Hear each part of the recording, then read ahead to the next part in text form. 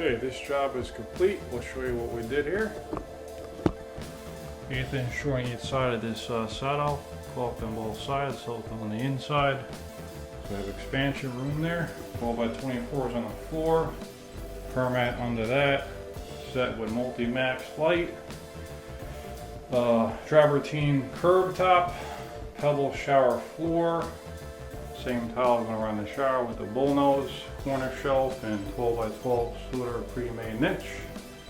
All the tile in the shower, and the shower itself is all set with a Bostic Vitra set.